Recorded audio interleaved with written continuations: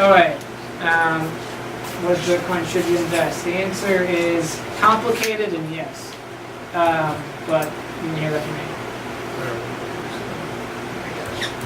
We're good.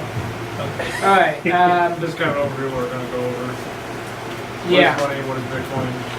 Probably these blockchains. We talked about mining already. Ethereum, and then obviously investing. What is money? How is it created? Does anybody have any idea how money is created in the United States? Or any country, really? Well, No. in the United States, we just print it, Pretty much. What backs it? Yeah, well, It used to be backed by gold, but it's no longer backed by gold. It's backed by the credit of the United States, right? It's a full faith of the credit of the United States. And actually, most of it is generated through debt. So, because of reserve requirements, a bank doesn't actually have to have all the money it lends out. So, effectively, when it lends out money, if it's a $10 million reserve requirement, they have $1, they can loan out $10 for every dollar they actually have in the bank. And so, actually, almost all of our debt is printed through, or all of our money is printed through debt. So, like, if everyone was debt-free, there'd be, like, no money in circulation. Like, our money supply would shrink hugely. And so, it kind of get this perverse incentive that, well, whatever you set interest rates at is whatever you're going to set inflation at. The lower you set the interest rate, the more money is going to be printed because, well, more and more debts make sense because, well, if it's only a 1% interest rate, it doesn't have to be a very good investment to get that 1% interest rate back. Whereas in the past, like in, was the 80s, they had like 20% interest rates. Well, you have to be really damn sure that I'm going to take out this loan and it has to net me back 20% more, not just 1% more. And so that really slowed the creation of money and controlled inflation. But that's doesn't seem to be the issue because Japan has negative interest rates. The U.S. has been near zero for like a decade and is very, very slowly climbing up. And when that dries up, who knows how the economy will react to that, how much we can actually raise those interest rates without actually hurting our economy. But yeah, so this is just kind of a, fiat is what U.S. dollars are. It's pretty much every currency from any global power. China, EU, America, Great Britain, all these places, they're all fiat currencies and they all have fiat means by government decree that they say it's worth that much and that's what it is. There's no limit or stop on it. You have to pay your taxes in it generally. You can't pay your taxes in gold. You have to pay it in the currency. Yeah.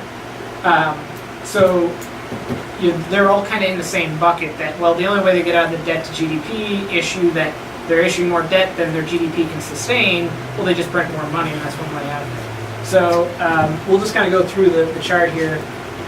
You have fungibility. That means, is this piece of gold like this piece of gold? Is this dollar worth this dollar? And, the United States, by fiat, by the law, a dollar is worth a dollar is worth a dollar. It doesn't matter where it came from or how it got there. As long as you weren't the one doing something illegal with it, it's still worth a dollar. And, gold, if it's gold, it's gold. It's an atom. Weighs the same. Is it actually gold? You can't counterfeit it. And crypto, same thing that, well, every token is another token.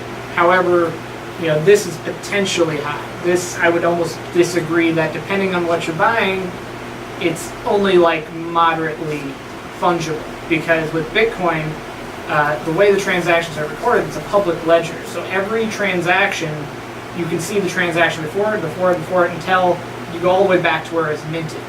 And so there's this history of the coin. So if somebody is trying to, if say there was a bank robbery or something, or a crypto bank robbery, there's been a lot of exchanges that have gotten robbed. I've lost money. There was a mining pool that just got hacked for like $80 million. If you were able to identify those coins, then somebody might say, well, I don't want to take those coins because I know they came from this hack and they're not legitimately gotten. And so there is some risk of this not being quite as fungible. However, Bitcoin is the first thing that we're covering because it's the simplest and oldest and most straightforward currency.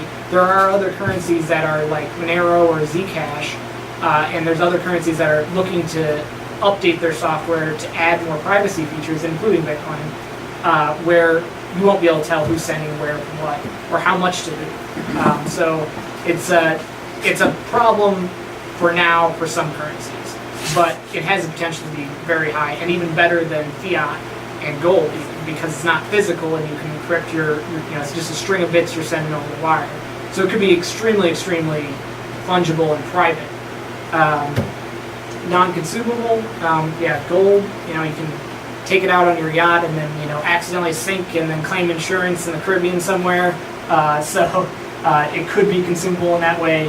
And fiat, they just print more of it, doesn't matter. And crypto, it's data. So as long as you don't lose the data, it doesn't go anywhere, it doesn't disappear. However, if you do lose that data, there is no power in the universe that can recover it. It's not like you can go treasure hunting for crypto. I mean, there's probably going to be, I guess, the next 5 years, someone buying a landfill somewhere in the UK and excavating it. Because about 3 years ago, he realized he had like $3 million worth of Bitcoin on there, which is now worth $30 million. So you get another 5 years, a couple more 10x's, and now it's worth $3 billion. You could literally upend a couple hectare landfill looking for one hard drive because it'd be worth it because there's so much value on it if you could recover. But once those numbers are gone and not recorded anywhere and lost, you forget your password more or less. They're gone forever. There's no recent password button. There's no company to call and be like, hey, I fucked up. You're just shut up. That's that is the problem. You can be your own bank, but with great power comes great responsibility. But there's things that can make it so it's not so easy to accidentally lose all your money. And then there is other things, but I'll get into that a little later. So you have portability. Gold, it's physical. I heard there's some Chinese guy who was unfortunate enough to try and traffic some gold out of China through an inconvenient spot and didn't quite get through the cavity search at an airport. And so all that was for naught because they confiscated the gold afterwards. And that's actually what really drove a lot of gold or a lot of Bitcoin's adoption, was in countries where they can't actually invest globally or put their money really anywhere. China was they're trying to get currency out of their country. They're trying to put it in safer investments outside of China. And so a lot of Bitcoin's price drive, at least in 2013, and I think partially this year, was just as a way to get currency out of their country. Because, how else do you transport value out of the country when they have much more totalitarian control? Which is also very nice because, there are things called brain walls, where essentially you could remember the keys for your cryptocurrency, your Bitcoin. And so, if you had to, you could walk butt naked across the border and then get to a computer, type in these words, and then all of a sudden you have all your wealth. And nobody could stop you from doing that. So it's the ultimate in portability. And, they could torture you. They could torture you, but they'd have to know you had it. And so when you get privacy features built into that, no one on the planet can really touch you more or less. But so it's extremely portable in that respect. And I think it's way more than even fiat because in terms of portability, if you're trying to transact with somebody like in sub-Saharan Africa, good luck. It's going to cost you 40% in 2 weeks through Wells Fargo or MoneyGram or whatever the other things are. But here it's like, well, if you can have an internet connection, you can send it, and you don't even need the internet connection. You could sign the transaction and then pass it off, and even if you're in like a repressive regime, there's ways of hiding data in photography that you could put a Bitcoin transaction in that. And as long as someone knew that it was embedded in that photo, you could have an innocuous photo posted online, and then someone outside of your repressive regime could then execute that transaction for you. And so it's like the ultimate tool against any repressive regime. It's really good. It's the freedom currency of the world, I'd say, is cryptocurrencies because they are so unstoppable. Durable, it's just the whole kind of goes back to non-consumability. That it's a number, and that number can be changed. You can trade it into a new number. So just because it's on a piece of paper, you can always send it to a new address or reprint the piece of paper. Highly divisible, Each Bitcoin, this is one thing a lot of people don't necessarily get right away, is that there's 21 million Bitcoins, but there's 100 million Satoshis in each Bitcoin. So you can have really, really small divisions of it without any... it's the 8th decimal place. Yeah, so there's a lot I mean, right now I think what is it, 10,000 satoshis is like $1 or something. Okay. So at some point it will get down to where a satoshi is about a cent for $1, or a cent compared to the US dollar. And you got secure. This is cryptographically secure. I mean, you can counterfeit US dollars. You can, just type in a number at the Federal Reserve Bank, and all of a sudden you have $500 billion, like in 2008, or 700 billion, whatever it was. Some ridiculous amount. It's very easy to create, whether it's officially counterfeited or not. And gold, I'd say it's secure, but if you're buying large amounts of it, you got a brick, you can put some tungsten in it, and for most people, unless you do a lot of extra work to figure out if it's actually gold, you're not necessarily going to know for sure. Easily transactable. Gold is a pain in the ass. Like try and buy a coffee with gold, that's not going to happen. Fiat, it's relatively easy, but I'd say credit cards are a lot faster if you don't have the chip. But crypto, I would say this is actually probably closer to moderate for Bitcoin at least. But if you're in pretty much any other currency, the transaction fees are cheaper. And most people don't see transaction fees when they're doing credit cards, but when you accept them, it's 3% plus 25 cents usually if you're not a huge merchant.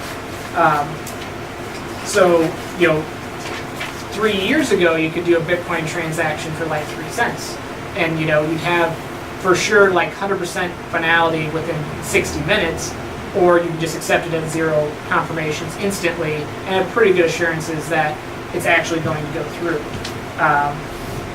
And on that note, nowadays it's like $15 a transaction, and it might take a couple hours to get through, depending on how many people are, how much other people are paying for fees at that time.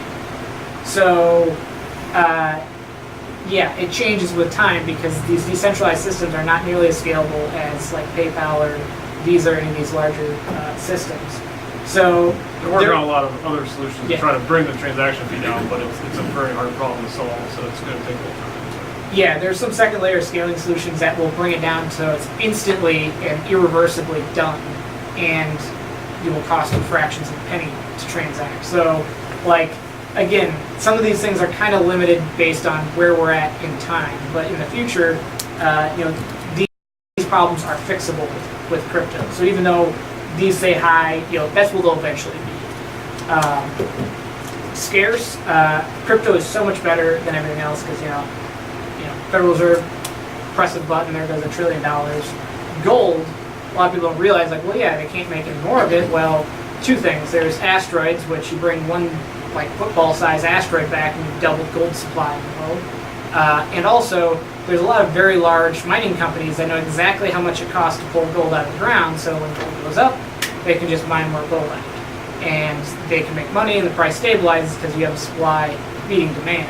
Whereas with Bitcoin, everyone can see exactly how many coins there are at any given time, exactly where they are, when they've last moved, and how many there are going to be. And that's mathematically guaranteed. Save for the change in laws of physics, you're pretty much guaranteed to have that scarcity. And then, sovereign. There's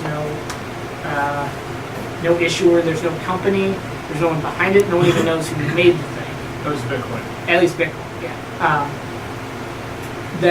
The beauty of Bitcoin is you don't even need to know who made it because it's all open source software. It's been the most looked at, attacked piece of code or software the planet's ever seen. And even just looking at it in terms of scale, like Bitcoin mining, Bitcoin mining takes as much energy as a couple small countries put together. It's like the 50th largest country by energy consumption. And it has more supercompute power than the top 500 supercomputing clusters combined. Obviously, it's very limited computation because it's doing a very specific computation.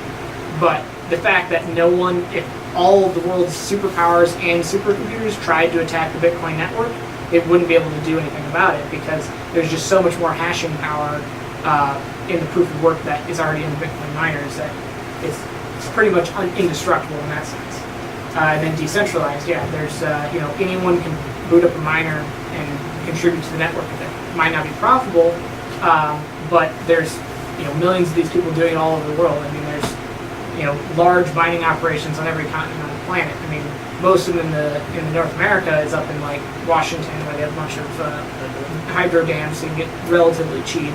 And then you have a lot in Iceland and the Nordic countries because they can reuse the free heat. Or like Iceland's got a bunch of geothermal, so they got really cheap electricity as well.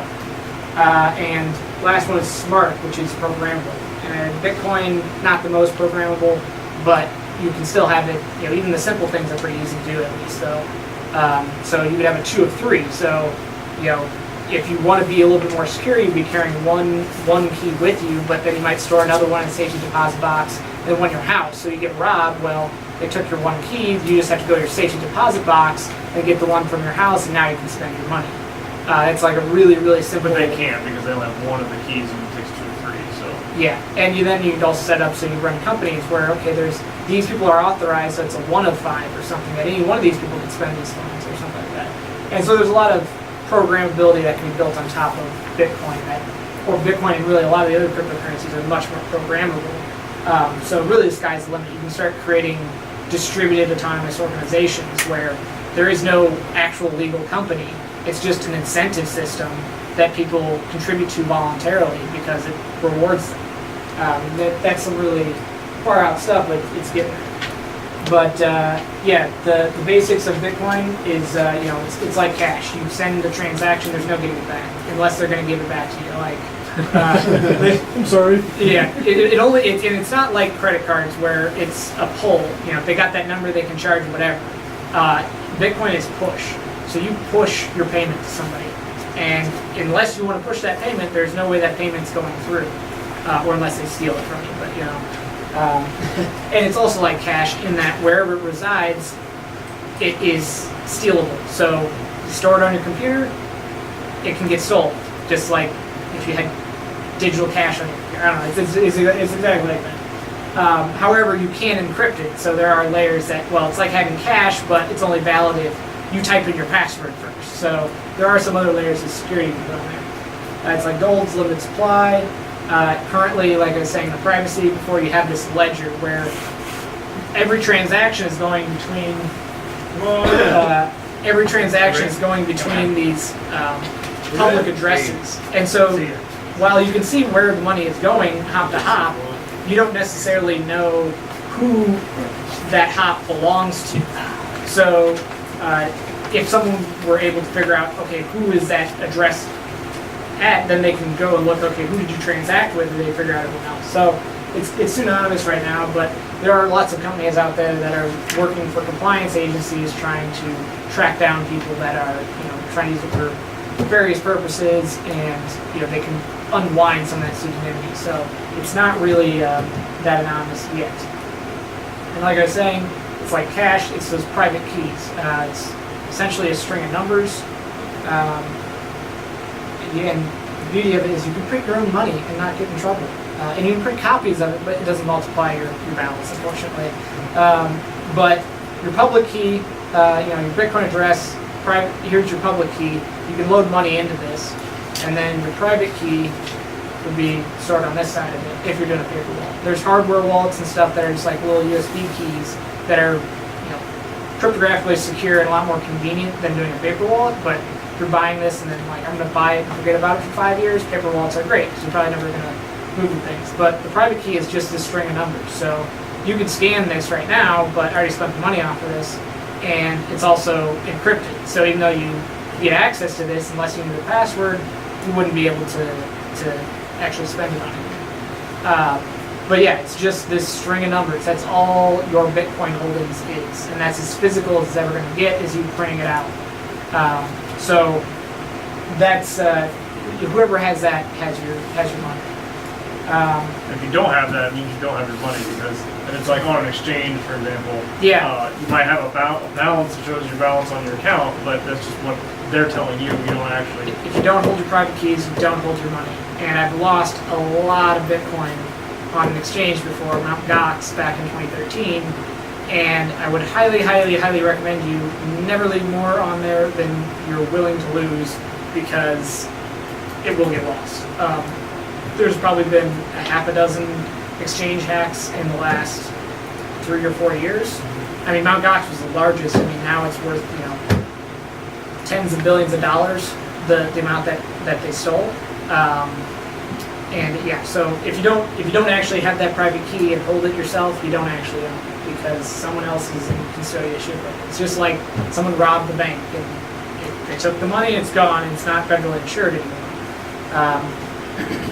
So then, yeah, and I was saying before, transparent supply. You can know exactly how many coins there are, how many are going to be minted, uncensorable. And this is one of the things that, mining is wasteful, but it's the only way you can have censorship-free and completely decentralized and unstoppable currency. Because what's happening is that essentially when you're mining, you're spending electricity, and every little bit of electricity you spend is like a lottery ticket.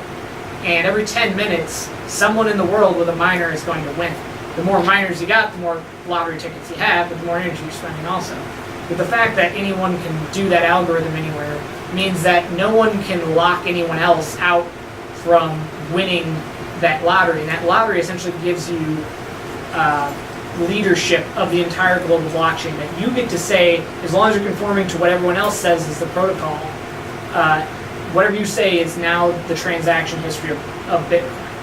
So it's this random election that keeps that censorship resistance, because unless someone owns all the miners, which if it's profitable to mine, you'll always have competition for that, there's no really way to stop somebody from broadcasting transaction. Is that an S9? What? Is that an S9? Yeah, it's an S9. And yeah, it's voluntary. No one's saying, pay your taxes or we'll throw you in a cage. In our currency, the only reason why Bitcoin has value is because people value it. Is that is probably one of the first voluntary currencies that reached any global sway. And yeah, it's global. It can go anywhere. Anywhere the internet's at, it can be. And unstoppable. It is very unstoppable. I can't imagine any way you could possibly stop it at this point, honestly. Unless every government on the planet colluded together in some crazy force to stop Bitcoin, that may be the only way. But how do you get every government? I mean, look at the UN. How many governments agree, right? Yeah, private keys, holding your private keys, hardware wallets. I got one. This is a ledger. This is a simple little device, so all your keys never leave this. You can plug it into your computer. Your computer could be even hacked. It doesn't matter, because this does the signing on the secure element on the device. If your computer is compromised and someone can see everything your computer is doing, they still can't get your money off of, they can't steal your private key, basically, because it resides on the hardware. And there's a little display here, so even if they did hack your computer and could even replace the address and the money that you're sending, it will still show you your balance and where you're sending it and exactly what's going on. So the only thing you have to do is trust this, and that's the whole reason that they're valuable, is because people trust that they're not hackable or going to lie to them or have bugs. And then, like I showed before, the paper wallets, a good way to store it completely offline. And you can even generate your private key, so the actual thing that you can send the money to the public key, which corresponds to that private key. But you can generate that number completely offline. So you don't have to worry about being connected to the internet and being hacked while you're generating that. You can be completely isolated. Yeah, paper wallet, hardware wallet, brain wallet, like I said before, you just memorize 12 or 24 words in order, and that could effectively be your private key. But you get a bump in the head, you die, you forget it, that money's gone forever as well. So kind of a risky way of doing it. Hot wallet is generally what you have actually on your phone, and I'd also recommend it's kind of like the wallet you're carrying around. It's not your bank account. You don't carry your whole bank account balance around, but it's just like this is the Mycelium wallet, probably one of my favorite. But yeah, it's just like any other app. You can scan a QR code. I even got an NFC tag in this thing, so I can bump my phone to it and pay myself because no one else has it. But and then you have hosted wallets, which is like Coinbase or Coinbase. I don't know. Any other exchange? Exchanges wherever you don't hold your own keys, that you're essentially trusting another company not to get hacked, which not a good idea because been a pretty good track record of everyone getting hacked because it's a very juicy target because you have, $150 million in cash that's irreversible, essentially, that if you hack their system and you can just send this one transaction, you just now have $150 million worth of cash that you could sell and easily exchange instead of like trying to hack like Target for credit card numbers where you might get 150 million credit card numbers, but you can only sell them at $1 a piece on the dark net, and you're not going to get that price for everyone. It's direct value, so it's much more enticing for So basically, in summary, for the private key is the most important thing to take away from all of Bitcoin, basically, or any cryptocurrency, because it is all the value. So if you lose that, you lose everything. So it's a very important thing. And it's not just for Bitcoin. Pretty much all the other currencies and other tokens and stuff, they all use the same public key, private key cryptography.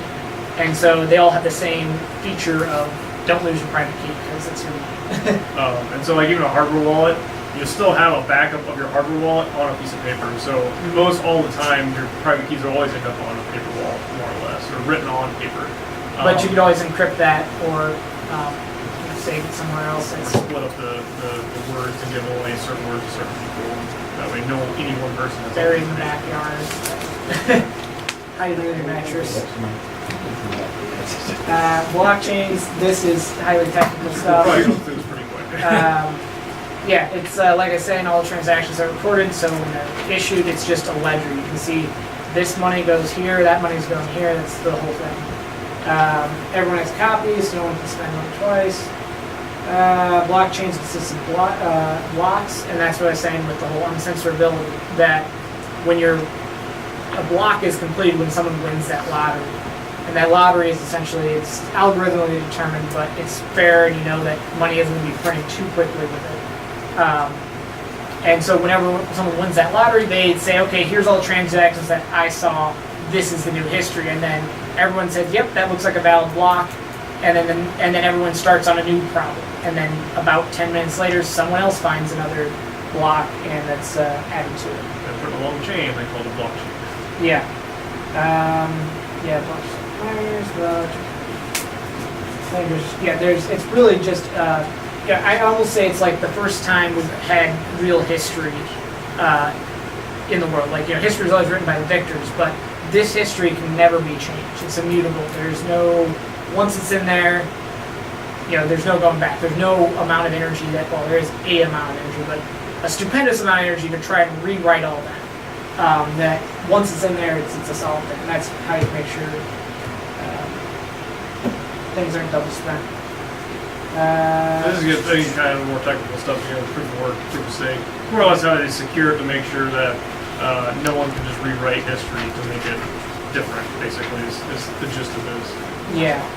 And really that's kind of the innovation with Bitcoin. It's not so much the blockchain technology. It was an enabling invention to make Bitcoin work, but it's actually the incentive system, because the thing is, it's a completely voluntary currency. And so that means the miners and everything that happens that actually makes the currency move forward and function is all just done through incentives. Like, we got into mining because, we did the numbers, hey, shit, we can make quite a bit of money today, let's do this. And we started mining, we started adding security to the network. So most big systems, I'm sure you've heard of the tragedy of the commons idea. It's basically trying to structure tragedy of commons in a way that the tragedy reinforces the system, makes it stronger instead of tearing it down. And that's kind of what they hit upon with how they structured Bitcoin and incentives, is that if everyone tries to screw the system over, they make the system better, basically. So that way, it's really hard. If they were to screw over the system, they're screwing over themselves economically.